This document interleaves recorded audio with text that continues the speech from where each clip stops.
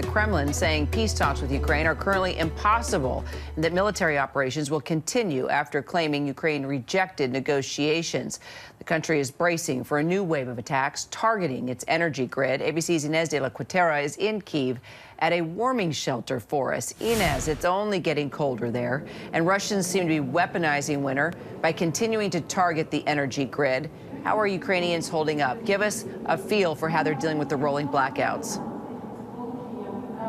Hey, Kira, yeah, and growing concerns that Russia will continue to target Ukraine's energy grid. So in response, Ukrainians are setting up these so-called warming shelters, what they are calling points of invincibility. So that gives you a sense of the Ukrainian mindset here. We are at a warming shelter here in Kyiv at Kyiv's central station. And you can see here they've brought in all of these furnaces. These are wood burning furnaces to keep people warm. They have also taped up the windows to keep the cold out. They've got ventilation set up, and it's not just here in Kyiv, it's all around the country that these warming shelters are popping up.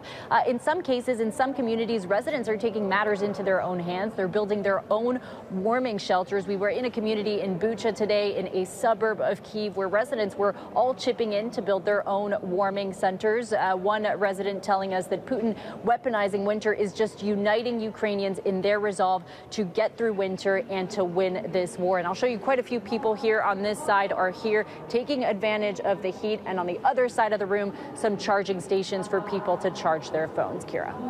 Well, Ines, this is the first chance we've really had to, see what's being done and a look inside at the efforts just to care for the Ukrainians. It's really just astounding and just hellacious what Putin is doing.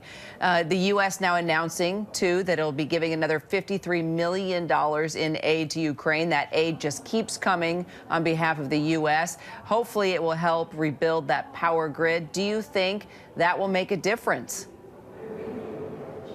I mean, the hope is that it will make a difference. But you're right. That big headline today is that the U.S. is announcing an additional $53 million specifically to help Ukraine rebuild its energy grid. It's interesting. You have NATO foreign ministers meeting in Bucharest this week to discuss how to help Ukraine. Today, you had NATO Secretary General Jens Stoltenberg talking about how it's his position that and NATO's position, rather, that Ukraine should at some point be allowed to join the alliance. And NATO this time around is really discussing specifically how to help Ukraine cope with winter. So on that note, I do want to show you one more thing over here. These stacks of packages from USAID, the United States Agency for International Development, some blankets here and sleeping bags from USAID to keep people warm as the entire world really tries to figure out just how to help Ukraine. We know the help coming in from the U.S., that $53 million of aid, will include things like circuit breakers and transformers. Kira.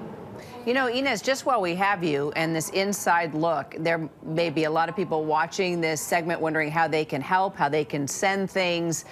Is there anything you can tell us, just as you've been there and talking with those making all these, collections and gathering it for the people? Tell us if there's any way that people here in the U.S. can help and contribute to what you're showing us there.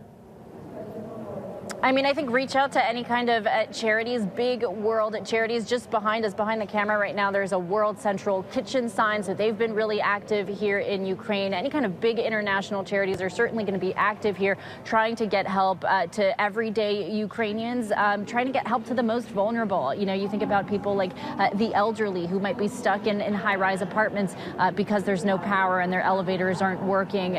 We talked to one resident today who was worried about families and how families are going to cope. Families with small children, could they decide to evacuate and leave the country because of the cold here? So, yeah, I mean, a really dire situation for everyday Ukrainians here, Kira.